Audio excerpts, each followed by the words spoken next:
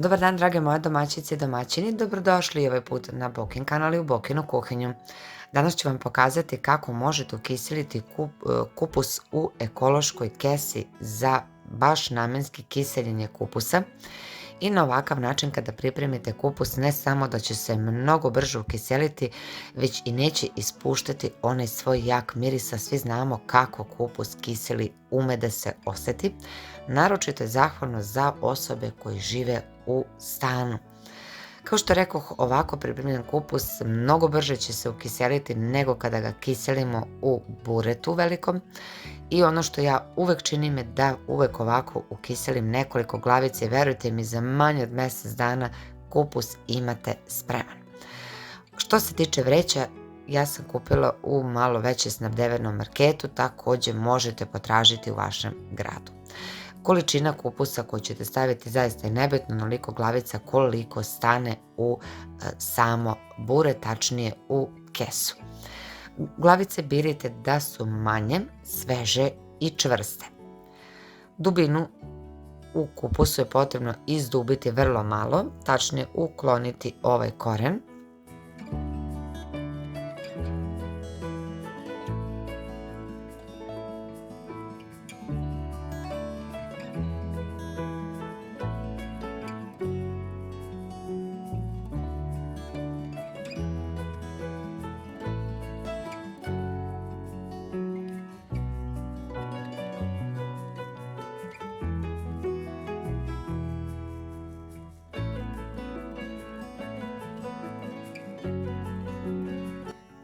Potrebno je sada staviti u jednu kofu, čistu naravno, 10 litara mlake vode u kojoj ćemo dodati 300 grama soli i ovo je potrebno izmiješati varjačom sve dok se so potpuno ne istopi. Ovako kada napravite smesu nije potrebno pretakanje kupusa jer ste so već istopili, so vam neće spasti na dno bureta. Što se tiče količine vode, pravite ovu smesu na 10 litara 300 grama soli onoliko puta koliko je potrebno da napunite bure, tačnije kesu. Ja imam ovo malo burence koje uvek koristim za kiseljenje ovog kupusa i evo to je ta kesa koja je ekološka baš za kiseljenje kupusa i ona je dosta čvrsta, kao da je plastificirana. I ne može se desiti da od težine kupusa i naravno težine vode da recimo pukne, da se probuši i da vam iscuri ta voda. Kesa inače mora biti veća nego bure iz razloga da bi na samom kraju mogli da zavežete čvor.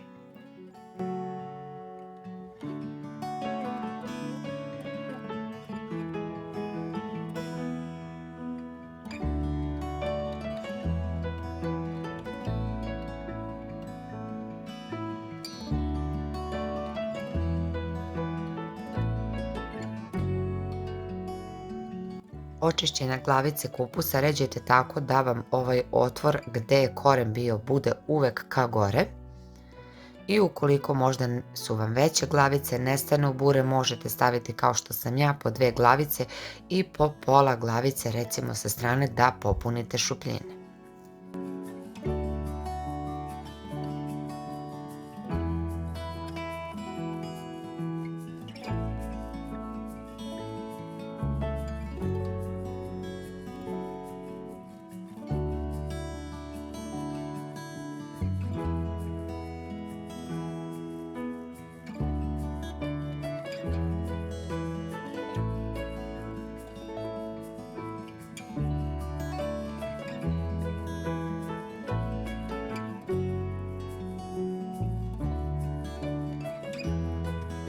I kada ste poređali glavice kupusa, sada je potrebno da prelijete sa vodom.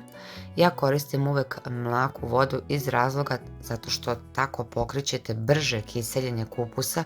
Ukoliko možda ne želite, svakako možete koristiti i hladnu vodu, samo je onda potrebno duže čekanje da mešate da se so potpuno istopi. To je jako bitno da vam se so istopi.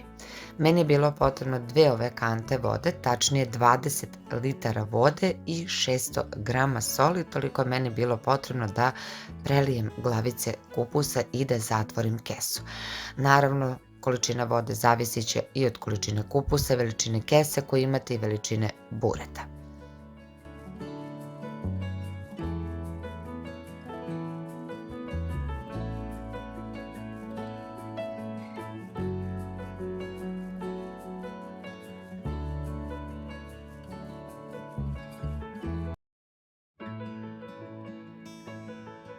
Kesu dobro zategnite pri vrhu i zavežite čvor, time ćete izbjeći da se naravno miris širi po kući ili stanu. Nakon nekoliko već dana, možda 3 i 4, primijetit ćete kako kupus mekša i on će još dodatno da splasne. Ukoliko se možda desi da količina vode u tom momentu vam se čini da je previše, jednostavno samo ovu kesu veoma lako odrešite čvor i izvučete možda količinu višak tečnosti, mada ja to nikada ne radim, jednostavno taj rasol ostavim od kupusa.